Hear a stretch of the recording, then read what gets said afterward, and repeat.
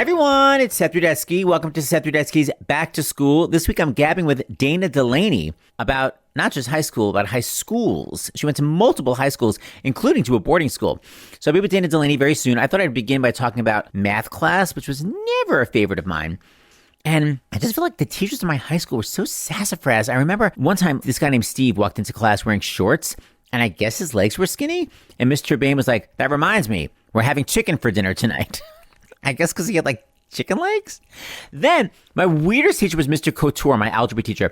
He was French Canadian, and he would constantly say, "It's raining outside." And he also, by the way, had a very weird accent. But he would say, "It's raining outside." That was his way of saying, like, someone says, like, "Why are you doing that?" And someone goes, "I don't know. Why is the sky blue?" "It's raining outside" was his response to what he deemed a stupid question. And then on top of that, he'd sort of talk like this. I don't know why. Why? So you'd be like, "Mr. Couture, is this going to be on the test?" "It's raining outside." "Mr. Couture, is this can we use an open book for the finals?" "It's raining outside." I wish, by the way, someone was listening to me right now from Hewlett High School, because that is an amazing imitation of Mr. Couture. And P.S., it's an amazing comeback to just use in everyday life. Anytime anyone asks you something stupid, like, "Do you like keto or the 17-day diet?" "It's raining outside." "Boxers or briefs?" "It's raining outside." God, if anyone's listening from Hewlett, please contact me, and I just need a thumbs up that my imitation is amazing. It's raining outside. All right, peace out. Here comes Seth Rudetsky's Back to School. Dreading morning classes, stealing bathroom passes, football, drivers at SATs, bullies that attack me, why do I have back knee, jock straps, training bras, frenemies. We remember back then, it's like freshman year again. Ready, steady, now you're in it. Pencils count this any minute. Seth Rudetsky's Back to School with Dana Delany. Hey everyone, it's Seth Rudetsky. I'm back to school with today's guest, who is an Emmy-winning star of Desperate Housewives, Body of Proof, Hand of God, China Beach, my husband's absolute favorite. It is Ms. Dana Delany. Hello. Hi, Dana. What a lovely closet you're podcasting in. Thank you. You can see all my kids behind me. And do you like this? These are my favorite. These are my Tom Ford sequin trousers. It's literally a full wardrobe. I see the shoe rack. I see it all. Yes, and there's lots of leopard here. It's very Edith Prickly, Andrea Martin. Okay, tell everybody, I know you went to a couple different high schools, but when did you actually graduate? 1974. Okay, so your beginning of high school, you were living at home at the time. You went to boarding school after, right? Right. I was living in Stamford, Connecticut. What was high school like for you back then? Did you have older brothers and sisters? Did you carpool with them? How'd you get to high school? It was actually a very exciting time because I was literally bused. This was during the busing period of integration. I was bused from the very nice Stamford suburbs down to downtown Stamford to the other neighborhood. And it was fantastic. I loved it. I think it was an experiment that completely worked. People would do all these sit downs and moratoriums. At that age, it was a very exciting time. And when you were 14, were you thinking you were going to be an actress even at that age? Yeah, I always, since I was 3. And I didn't know, it wasn't like my family knew anybody. But, we lived in Stamford. It was an hour train ride into the city. My parents were great. They took us to the theater. My first Broadway show was, I believe, The Sound of Music. And they kept bringing us into New York to see shows. So, yeah, that's what I wanted to do. If you wanted to be an actress, what were your academics like? Did you not care about academics? No, I was a good student. I was a good student until the 10th grade. And then the boys took over. And then everything changed. Well, what does that mean? How did it change? 10th grade, I went back more to my neighborhood and we drank a lot. I started drinking at 14. It was like Boone's Farm Apple Line, and some older kids had cars, and we'd skip school, and I'd sneak out of my house at night because we lived in this modern house where I had my own door out to the terrace. So I would sneak out at night, and the boys would pick me up in the car at the end of the driveway. And it was quite innocent, though, because we'd drive over to somebody else's house. We'd drink wine or beer. We'd hang out. We'd all fall asleep in one bed together. Nothing sexual was happening. And then they dropped me home before dawn, and my parents never knew, had no clue. Did they ever find out? No, the only time they found out was when I fell in love for the first time. And it was my brother's friend, who's 2 years older than me. My brother was not happy about that. And I would just be at the end of the driveway making out with him for a long time. And I was supposed to be home. And we would be naked in the back of his car making out, totally naked. And finally, my father would drive down the driveway. It was a long driveway, and like shine the lights of his car into the other car to say, meaning, get back up here. But they never forbid you from seeing him? No, I was grounded for a while, but that only added to the fire, you know. But if you would sneak out at night for these big group gatherings, what was the appeal of drinking alcohol? What were you thinking? Like, what was the fun part about the alcohol drinking? I love to drink. I still love to drink. Escapism, you know, total escapism, just fun, getting high. It was, you know, you were becoming an adult. And this is early 70s. What was your look? Were you like prairie skirt, long hair, fry boots, clogs? No, my mother was very much the fashion queen. Like every September, we'd be taken into Bendel's in New York to go shopping for our school wardrobe. And I got my hair cut at Sassoon by Paul Mitchell at Bendel's. My mother was quite fancy. So I had, you know, the short Sassoon haircut, and I wore the latest fashions. I had like, you know, mini skirts and turtlenecks, poor boys. I was mod. I was very mod. And basically every kid in high school hates some aspect of themselves. So what was the part that you're like, oh my God, I hate my... Oh God, everything. Oh my God, girls are so hard on themselves. I thought I was fat. Definitely worried about my weight constantly. And my mother was probably anorexic, so she didn't help, you know. But yeah, probably fat and, you know, why doesn't this boy like me? And oh my God, yes, all that stuff. What was your biggest heartbreak in high school? Well, what happened was I finally got together with my boyfriend, Marcus, and this says something about me. I was really determined to lose my virginity, and he was very hesitant, and he was 2 years older. And it wasn't until finally it happened that I realized it's because he was a virgin, too. He was scared. I planned the whole thing out. I remember to this day, and I celebrated every May 13th. My parents were away in Hawaii at a plumbing convention. Ooh, fancy. And I skipped school, and it was a beautiful May day. And Marcus met me at my house and finally did the deed in my own bed. And, you know, it was lovely, not very eventful because I didn't realize he was a virgin, but it was lovely. And then I remember going outside on our back porch, looking at it this beautiful May day and everything. And he walks out, and I've got this smile on my face, like a Cheshire grin. And he looks at me, and I see this look of terror in his face, like, oh my God, what have I created? And I realized, oh, I got this. I get this. I know how to do this. I think a lot of women understand this, especially if you've been kind of quiet most of your life. I understood the power of sex. I understood the power of the sexuality, and also in a beautiful way, that it was like this opening, this whole, you know, tunnel into a whole nother, you know, not to be, you know, as it were, but it was like this possibility. And it was, to me, it was mystical. It was a mystical experience. And people make fun of me for that, but I still see sex as a mystical thing and an elevated thing. And I've never stopped believing that. To me, that was an elevated experience. But the heartbreak was the next year, junior year, we moved to Virginia.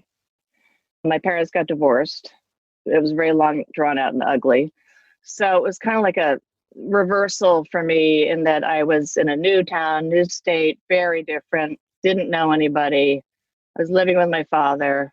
And I realized, oh, I got to get control over this. So I said to Marcus, you know, we have to break up. I'm too young for all this. I'm not ready for all this. And as a Catholic girl, I made this decision. I'm never having sex until I get married. That's never going to happen again. I was anorexic for a while, just trying to get control over my life, got straight A's, all that stuff. And then that ended when, of course, I fell in love again. So love has always saved me. That's interesting because it could have gotten worse from the love, from the ups and downs of love. No, because when I'm in love, I want to like eat and drink and celebrate. But let me ask you, most kids move in with their mothers. Why did you not move in with your mom? Because it was the 70s and it was right at Helen Reddy, My Woman, Hear Me Roar. And she wanted to work. And she was an interior designer in Connecticut. And she was really getting successful. So How did you feel that she basically didn't want you to live there? it was an interesting period. Yeah, it was an ugly divorce. And I remember saying to her, I'm never having children. And she said, oh, you're just saying that now. I said, well, it doesn't seem to make you very happy. And I haven't had kids and I've never gotten married. And it's worked out fine. Yeah, here's yeah. And where is Marcus now? Do we know? Last year, I was shooting this series in New York, The Code, and I was in the makeup trailer talking to the hair and makeup people. And we were talking about first loves kind of thing. And I said, I know where all of my ex-boyfriends are. I'm pretty much friendly with all of them. And I've never heard from him. And does he know what happened to me? And I've tried looking for him and I can't find them. You can look up anybody now. And so there became this thing like, who can find him first, And nobody could find him. And I came back to LA and I found this picture of him and me and his mother on a beach with his sister. His mother never liked me. And on the back, his mother said, Mark's girlfriend. Oh, no name. Yeah. And his sister, Meredith. And I thought, Meredith, I wonder if I could find Meredith. So I found Meredith on Facebook.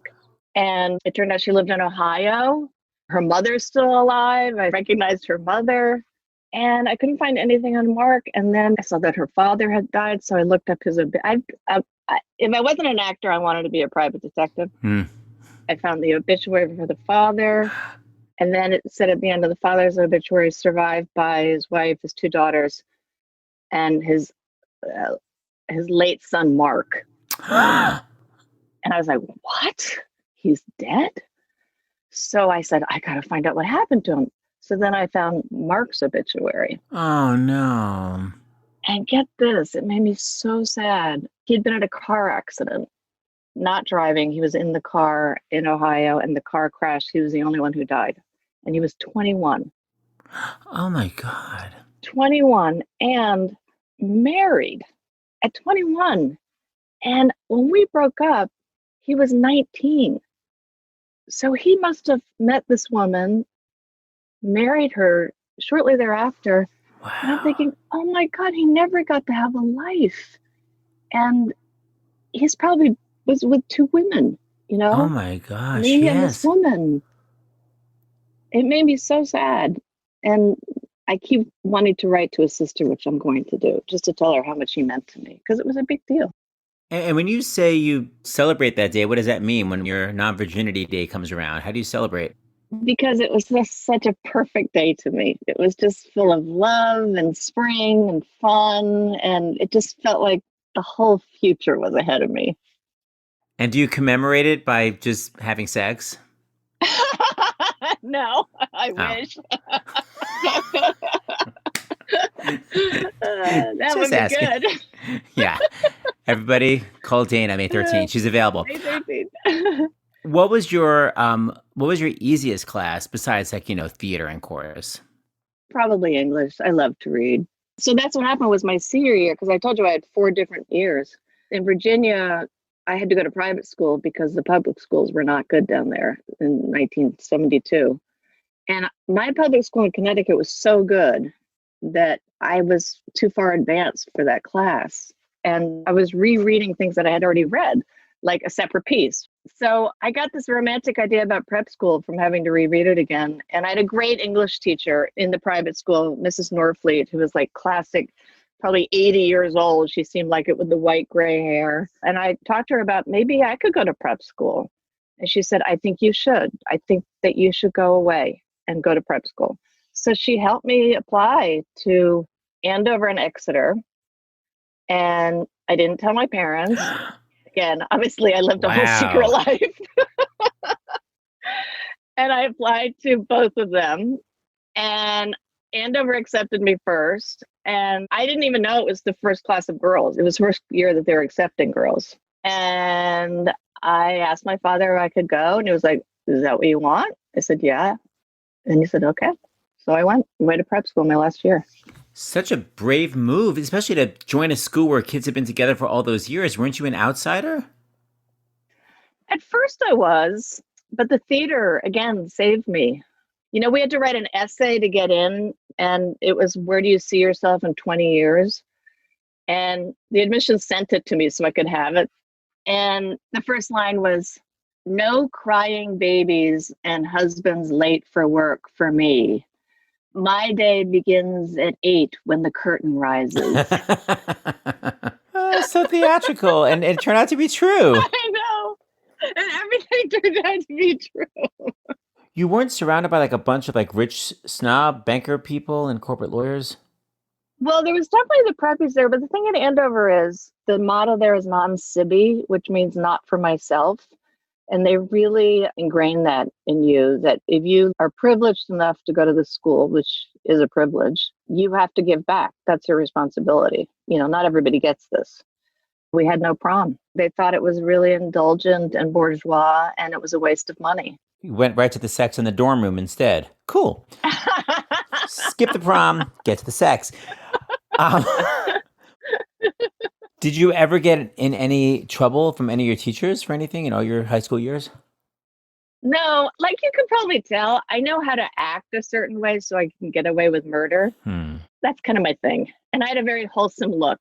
You still do, dear. Is there something that you did that you should have gotten in trouble with? Yeah, like I had boys all the time into my rooms at boarding school, which you were not supposed to do. I'm telling you, I was boy crazy. Even my teacher at Andover, who taught Shakespeare and film, who I adored, and I think he had a crush on me too. Like once I was sick, and I remember he sent me like a box with little cognac in it, you know, and all these helpful things, wrote me a note and said he missed me and that kind of thing. But there were girls who were sleeping with professors at Andover in senior year. It was quite common, and now you could get arrested for that. Yeah, as you should, by the way. They're underage. Wait, but you never did that. You were with boys your own age. No, I did not. No, I did not. How would you get the boys in your room? Would they dress in drag and sneak in? Yeah, you could pretty much get anything past my headmaster in the room. She was usually drinking too. That's very sweet. What do you think is your biggest mortifying moment in high school? Did you ever have one of those, like you wore the wrong outfit or you were breaking out? You know, it sounds like I had a rosy childhood, but I blank out dark stuff. I think I subconsciously choose not to remember it, you know, because for me, school was an escape from home, which was a good thing. Because your parents were getting divorced, but was it waspy silent hatred or was it my family Jewish nonstop screaming? There was a lot of screaming. They were waspy, but they still screamed. So your escape was school. Yeah. Yeah. What do you think your parents were most proud of you for?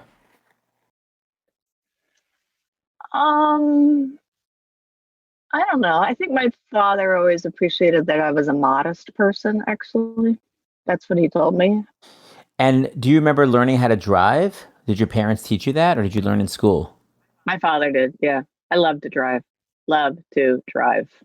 Did you get your own car? Another escape. Yeah. Yeah, when we moved to Virginia, I had a little baby blue Volkswagen Bug convertible. Love that car. And if that back seat could talk, what would it tell me? Uh-huh.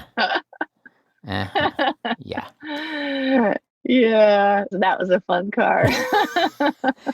Well, you know, you're a teenager in high school, but do you remember like what kind of made you feel like a grown up? Like, this is part of my next life, or like I finally feel adult now. I don't think I felt adult for a long time, actually. I've always been youthful in my attitude. I still don't feel very adult, actually. You know, people say, what age do you see yourself as? I still feel 16. I feel like in some ways that was like the best. It was good and bad, but I felt very alive then. And I still dress the same way, exactly, which is a little sad too. But, you know, it's my uniform. It works for me. Anybody who knows me knows my uniform. In fact, I said to my friend, you know, I've been dressing like this since I was 6 years old. And I said, I have a picture to prove it. And I sent her my kindergarten picture. Striped top, shorts, and red kids. Wow. You are literal. I love it. You're literally wearing it right now.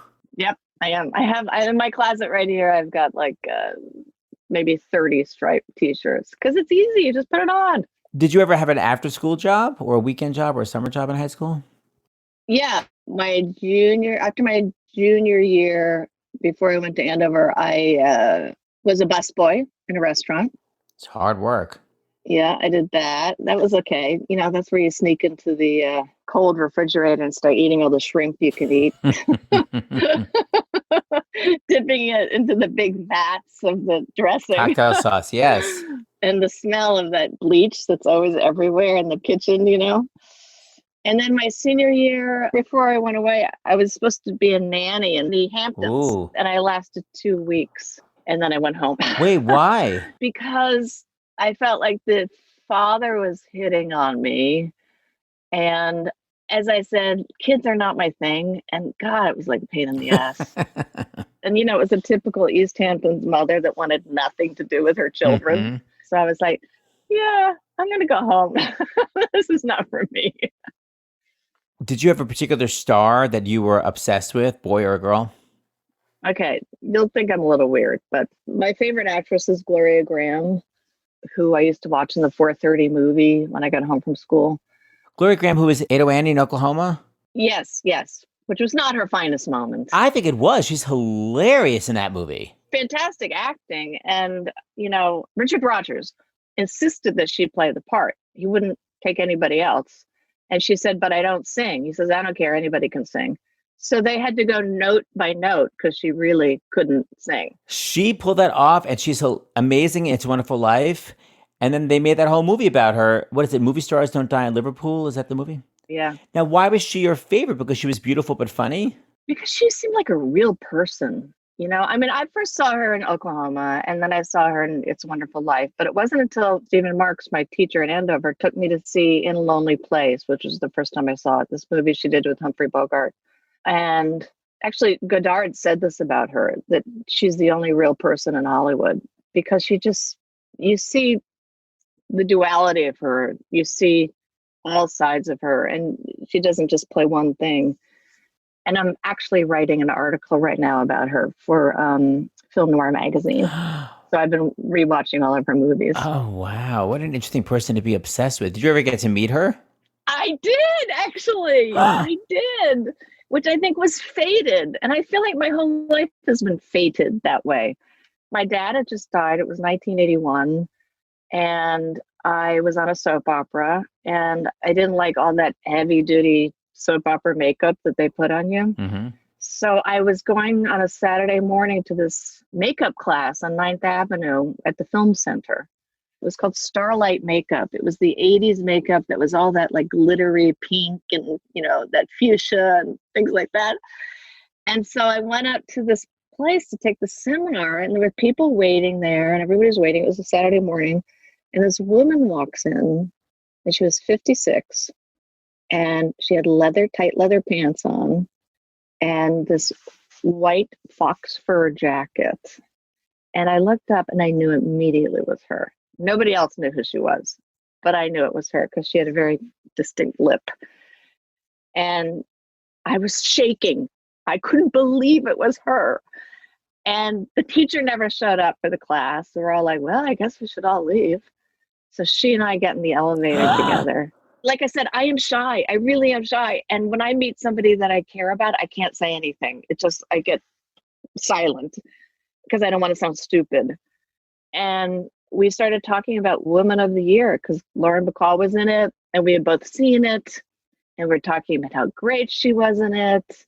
And I think that Raquel Welch was taking over soon or something, right?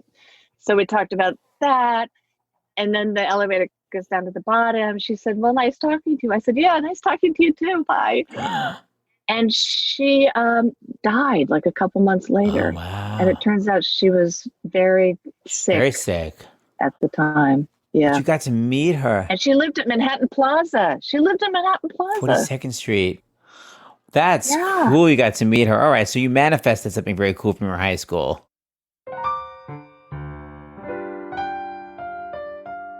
Now it's time for This or That. In this segment, I make my guest choose between two pop culture sensations from their high school years. Out of amazing female singer-songwriters, were you a Joni Mitchell fan, Carly Simon, or Carole King? Carole King. I memorized every one of those songs of Tapestry. Everyone. Which was the song that you were obsessed with the most out of all those? Oh, probably Will You Still Love Me Tomorrow? Oh, because you were living it. Okay. Exactly. Yes, Queen. Here's ya.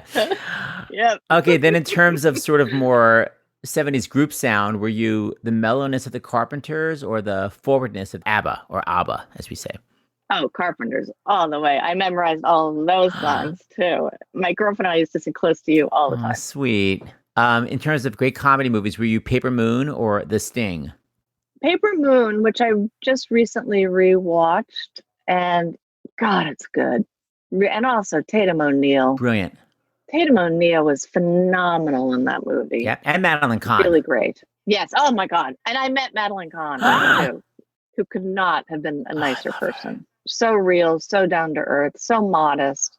Great. Oh, God, I'm Great obsessed with lady. Paper Moon. All right, I'm going to go with you on that. In terms of kind of gender fluidity singers, Elton John or David Bowie? I think Elton John. David Bowie scared me. Although I met him too Oh my a couple gosh. times. Who haven't you met? Keep going.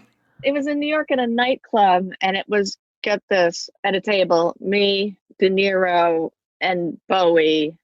And I think maybe Susan Sarandon was there because I think she was having a thing with Bowie then. And what was so impressed me about Bowie, and I think this is true of most talented people, he just listened. He really was just soaking everything up. He had no need to perform whatsoever. I was so impressed with that. So when you were younger, David Bowie scared you, but when you actually met him, you were like, you're Oprah. Yeah, yeah. So early 70s were a time of some great television. Were you a Partridge Family or a Brady Bunch fan? Well, I love both, but here's another story. I had a full-size poster of David Cassidy on the back of my bathroom door. Oh, cute. And when I was going through my weird Virginia anorexic phase every Friday night, this was my routine. I would sit in front of the TV with a Stouffer's frozen spinach souffle and watch The Partridge Family. And then years later in New York, I met David Cassidy. Oh my gosh. In LA, actually, in LA. I met David Cassidy, and it was at a Christmas performance on the radio, and he sang I Think I Love You to me. And I just remember thinking, if 16-year-old me knew that this was going to happen, I would have died. I would have died. Couldn't have been nicer. I think I loved him. Oh my God, he was gorgeous. In terms of amazing women on TV, were you Carol Burnett show or Mary Tyler Moore? Oh, Mary Tyler Moore. I mean, I so relate to Mary Tyler Moore. I dress like Laura Petrie, you know. I still dress like Laura Petrie. Yeah. And also Mary Tyler Moore and Ordinary People. Oh, Phenomenal. And that was my family. That was very much my family, that kind of family. So when I saw her in that, I was like, wow, I know that mother. God, I know that mother. oh, it's not a compliment. In terms of sexy police people, were you Columbo or Kojak? Columbo, come on. I saw Peter Falk on Broadway with Anne Bancroft in Prisoner of Second Avenue. Oh, wow. I love him. I think she was in it. And I wrote him a fan letter. I've written 3 fan letters in my life. I wrote Peter Falk, Tom Berenger, and Tommy Lee Jones. That's a wide berth. I know. Well, Tom Berenger and Tommy Lee Jones were both on One Life to Live, which I used to watch when I was in college. Tom Berenger wrote me back, actually. Oh. It was not the most legible letter, but it was, he wrote me back. Never heard from Peter Falk, but I met Peter Falk years later at some event, and I told him that I had written a fan letter. He was very sweet. Oh, you're so cute. In terms of talented families, Jackson 5 or the Osmonds? Come on, Jackson 5. I know, but the Osmonds had the great TV show, Donnie and Marie with the ice skating. I know, but the music of Jackson 5. Yeah. Come on, ABC, you Yeah. cannot compete with No, that. you're right. I'll be there. Come on. All right, you're right. Yeah, yo-yo. Yo-yo can't compete. Just like a yo-yo. Were you, this happened right when you were graduating, were you a staunch Republican and you were devastated Nixon resigned, or were you like, thank God he's out? I watched every bit of the Watergate trials with my dad in Virginia, and it was the first time I saw my father cry. He was a Nixon fan, and he would sit there watching with his drink in his hand and tears rolling down his face. Not so much for Nixon, but for our country, you know, that this is where we ended up. Because my father was a very honest person. I think it devastated him, you know, that any president would behave like that. This is High School versus Now, where we find out how much my guest has changed since high school. Okay, so Dana, you show up to the Andover graduation party, and who was your best friend in Andover, the new girl? Holland, but she was a year younger than me. Okay, so Holland sees you, and she says your dress is so 1973. You have to go home, put on a poncho and clogs ASAP. What would you do? Oh, God. At that age, I would probably be mortified. I probably would do it. If she thought I should, I probably would do it. Well, I'll make it more specific to now. You go to a Desperate Housewives reunion photo, and the photographer says your dress is very, quote unquote, mother of the bride. He gives you super low cut and 5-inch heels and says, put these on instead. Definitely. Wait, is that because you want to fit in or because you want to, for what reason? Who wants to look like the mother of the bride? Yeah, but you like the dress. Don't you get to tell the photographer, shove it, it's my taste? Well, see, mother of the bride threw me because I wouldn't want to look like that. Okay. So if you legitimately thought it looked like Mother of the Bride, you would do it. But if you thought it was really sexy, would you have the courage? Yeah, I mean, there's a fine line between sexy and tasteless. So I think you got to ride that line, which I hopefully try to do. I hears ya. Okay, how about this? You're at Andover, and your friend asks you to do a student film, but at the last minute, she's like, oh, Dane, I don't need you. Then you find out it's because she asked the girl who played Bloody Mary in your South Pacific production, who everyone says is the much better actress. She said yes. So you've actually been replaced by this other girl. How would you feel back then? That just happened to me last year. I love it. It's showbiz. What would have happened in high school? Crying or revenge? Oh, crying. No, I never took revenge. I always blamed myself for everything. Completely took it on myself. Yes, I was always at fault. So how about nowadays you're about to film the Dana Delany show, and they go, good news, it's going to air, but you're not doing it. It's now called the Marsha Cross Show. Same script, though. How would you feel? Then I would get my lawyer involved. Oh, okay. Good. So you got some sassafras. Okay. Yes. That's what I wanted to hear. Brava. Okay, so before we go, I like to ask this. Is there anything you would like to say to anybody from your high school if they're listening, either the entire graduating class or a particular teacher or a particular person? Yeah, I mean, my class I see all the time, so they know that I love them. But I would like to say something to that teacher, Stephen Marks, who I had a crush on at Andover. He really taught me so much. I learned about Shakespeare from him. I learned about Gloria Graham and Nick Ray from him. Get this, he took me to Boston, just the two of us, to see Mean Streets when it came out. This was 1974. It was just the two of us in Boston seeing Mean Streets at a movie theater. And I remember thinking, I've never seen a movie like this in my life. I knew that Scorsese was like revolutionary. Never seen a movie like this. You know, now you would get in trouble for that. But to me, it was great. It was just the greatest. So I want to thank him for that. He was there inappropriate. It sort of allowed your crush to flourish. Well, I think he just appreciated who I was, and it really helped my self-confidence a lot that he got me and I got him, and he seemed to treat me like an equal, and it was really cool. Was he near your age? He probably was only 10 years older, you know, in retrospect, but he was so smart, such a smart dude, and the fact that he liked my brain was huge. You know, to me, that's the turn on. Yeah, it's a big message to teachers. They can make a huge difference. Even all these years later, you remember that. And what if 15-year-old Dana Delany is listening through some time-space continuum? What would you say to her? Oh, boy. Probably that you can say no more. I think that as girls, we're often taught like to be pleasing. And back then we were to please and you know, you don't want to hurt people's feelings and that kind of thing. And I think that it's really powerful to say no. I wish I had said no more than one time. Maybe she'll hear you. Dana Delany, thank you for being here. Can I just say I'm not like an alcoholic sex addict? Can I just be clear about that? That's not my impression, but that's good to know that you say you're not. I know you're not. It just sounds like you're fun loving. No, it's funny because I had some actress, a horrible actress, I won't say her name, accused me of being a sex addict. And I was like, what? What? Because the minute you talk about sex in a very positive, sex positive way, people make judgments on you. When I try to talk about sex as a spiritual thing, people laugh at me, and I truly believe it is. I just want people to know that it's a good thing. All right, thank you, Dana Delany. It's been a pleasure. And we've watched all of Desperate Housewives, but guess what? We're going to watch now, since I have it literally here, the amazing entire China Beach, which you sent to me. We have it sitting here. So good. That is next for Dana Delany. Great. I already watched the first episode, and I loved it. Thank you, Dana Delany. Thank you, Seth. Seth Rudetsky's Back to School is produced by Sarah Esikoff. Our theme music was written by me, Seth Rudetsky, and sung by me and Maggie McDowell. Our band was me, Seth Rudetsky, Mark Schmid, Carrie Meads, and Jim Hirschman.